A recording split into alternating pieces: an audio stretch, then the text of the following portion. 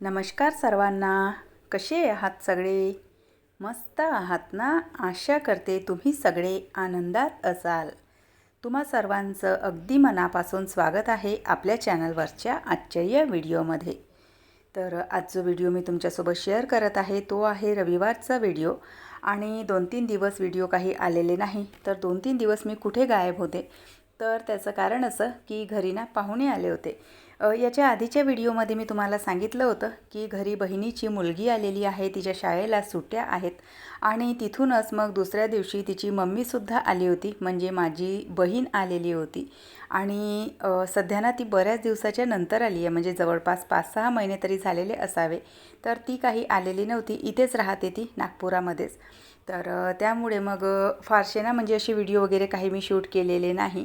आणि रविवारला हा शूट केलेला होता व्हिडिओ, पण एडिटिंगला वेळ काही मिळाला नाही. कारण बघा, घरी जेव्हा पाहुणे वगैरे येतात आणि त्यातल्या त्यात आपल्या बहिणी वगैरे असतील ना, तर त्यावेळेला बघा बोलण्या चालण्यामध्येच ना कसा वेळ जातो, काय जातो ना, तर तेच नाही कळत. तर त्यामुळे मग ना जे व्हिडिओ आहे तर ते मी काही फारसे शूटसुद्धा केलेले नाही. आणि जे माझ्याकडे शूट होते तर त्याची एडिटिंगसुद्धा मी काही केलेली नव्हती. तर म्हटलं चला आता ना कालच ते गेलेले, म्हणजे सोमवारच्या रात्रीला जेवणं खाणं वगैरे सगळं आटोपलं. उपवास होता तिचा. तर तिचा म्हणजे सगळ्यांचाच उपवास होता, कारण श्रावण सोमवार चालू आहेत आता. तर जेवण खावण वगैरे सगळं आटोपून मग तिला नेऊन दिलं, कारण तिच्या मुलीची शाळा चालू होणार होती. तर त्यामुळे म्हटलं चला आता आपणसुद्धा आपल्या कामावर फोकस करूया.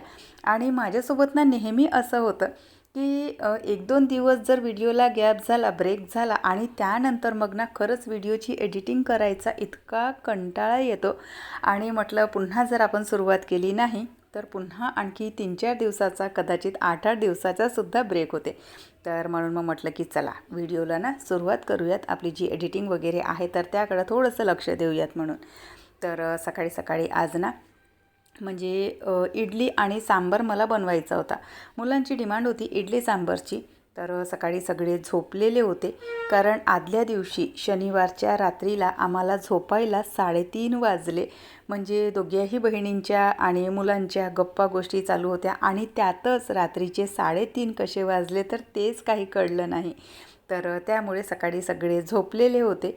आणि मी सुद्धा म्हणजे खूप काही अशी लवकर झोपून उठलेली नाही, 7:30 वाजताच उठली होती. पण म्हटलं तरीसुद्धा सगळे झोपलेले आहेत तोपर्यंत स्वयंपाकाची थोडीशी तयारी करून घेऊयात म्हणून. कारण सगळे मग उठले ना तर त्यानंतर सगळ्यांचं किचनमध्ये ये जा चालू असते. आणि अशा याच्यामध्ये ना मग ना व्यवस्थित स्वयंपाक करायला काहीच जमत नाही. तर त्यामुळे मग म्हटलं की सगळी मंडळी झोपलेली आहे तोपर्यंत नाश्त्याची थोडीफार जी तयारी आहे तर ती करून घेऊयात म्हणून. तर सांबारची तयारी करून घेतली, इथे चटणीची तयारी करून घेतली. आणि याच्यामध्ये जेव्हा मी एकटी शांततेमध्ये जेव्हा काम करते तर अशा वेळेला बघा, माझे जे आवडते गाणे आहेत तर ते गाणे मी मोबाईलवर लावते आणि ते गाणे ऐकता ऐकता काम करते. किशोर कुमारचे जे गाणे आहेत तर ते मला खूप आवडतात. अगदी जुन्या काळातले गाणे आहेत आणि आजसुद्धा ते गाणे इतके छान वाटतात. आणि खरंच तुम्हाला सांगते बघा, जर तुम्ही घरी एकटे राहत असाल, म्हणजे मुलं शाळेला गेले, सगळे बाहेर जाणारे जे कोणी बाहेर जातात तर ते सगळे बाहेर गेले आणि त्यानंतर जेव्हा आपण एकटे काम करतो तर त्यावेळेला बघा इतकं बोर वाटतं. तर अशा वेळेला ना मस्त छान आपले आवडते गाणे लावायचे आणि ते गाणे ऐकता ऐकता कामं करायचे. तर बघा कामं कसे संपतात ना तर तेच कळत नाही आणि वेळ कशी निघून जाते तर ते सुद्धा कळत नाही. तर म्हणून मग जेव्हा कधी मला बोर वाटतं किंवा कधी-कधी मूडसुद्धा थोडासा अपसेट असतो, तर अशा वेळेला ना मी माझे आवडते गाणे लावते आणि ते गाणे ऐकता ऐकता काम करते. तर मूडसुद्धा अगदी असा नॉर्मल होऊन जातो आणि कामं कसे संपतात तर ते सुद्धा आपल्याला कळत नाही. तर ही गोष्ट मी नेहमी करते. तर चला असो, मस्त छान इथे ना इडलीचं जे पीठ आहे तर ते रात्रीच मी म्हणजे वाटून ठेवलेलं होतं. पीठ पाहिजे तेवढं काही फर्मेंट झालेलं नव्हतं, कारण वातावरण सध्या ना थंड आहे त्यामुळे.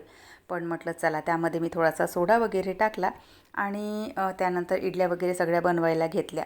चटणीसुद्धा बनवून तयार झाली होती, सांबारसुद्धा बनवून तयार झाला होता.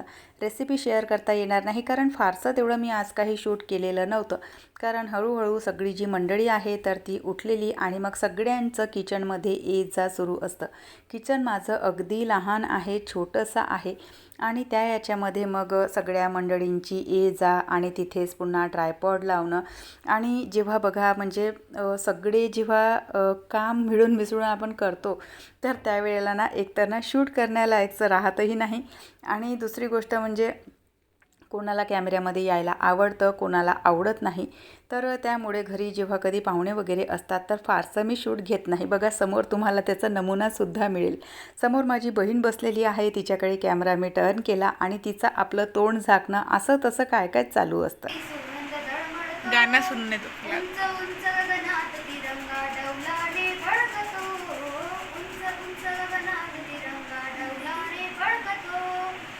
नंदन बनतु रम्य मनोहर समग्र विश्वांचे नंदन बनतु रम्य मनोहर समग्र विश्वांचे वसुंधरा तू मुळात सुंदर प्रतीक ऐक्याचे वसुंधरा.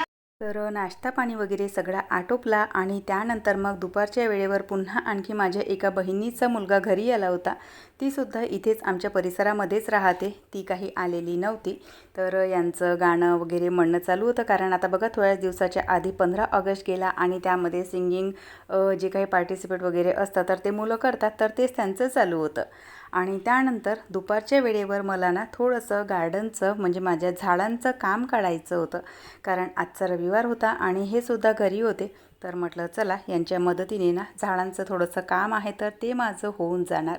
आणि त्यानंतर मग सायंकाळच्या वेळेला ना मला माझ्या एका नातेवाईकांकडे जायचं होतं. तर तिथेच आम्ही आलेलो म्हणजे माझ्या मामांकडे यायचं होतं. तर मामांकडेच आम्ही आलेलो. बऱ्याच दिवसांचा ना मामीचा फोन आला होता की घराकडे ये, घरी आलेली तू नाही म्हणून. त्यासुद्धा इथे नागपुरातच राहतात, तर आम्ही आलो आहे त्यांच्या इथे. दोनदा प्रयत्न केले होते, 2-3दा 72 वाटत होता, त्याच्या खाली जात नव्हता. यावेळेस गेलो फायनली तो बॅलेन्स. मी दोनदा बसल्या बसल्या तहान लागली, त्याला पाणी देता येणार, बोलता बोलता विसरूनच जाते. खाणं केल्यावर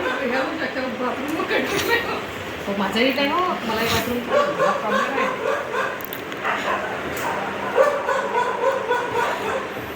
आणि एवढ्या दिवसाच्या भेटला आहे तर मग बोला लागतं. खूप दिवस झाले मामी इकडे नाही आली आणि माझं पण येणं नाही झालं. आणि मागेच मामीचा फोन आला होता घराकडे ये म्हणून, येणंच नाही होतं. मला का बरं चालू केलं तू? माझ्याकडे आला तू. अरे कशाला श्रावण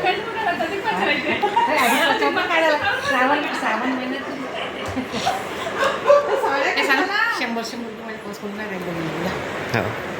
लागेल. तू बरोबर आहे का? जे आवडलं ते एकमेकीच्या पाहून घ्यायचं. नाही आवडलं पण कशाला एवढं नाही मीच्या घरचं घ्या भाई नातनी मिळेल माझ्या.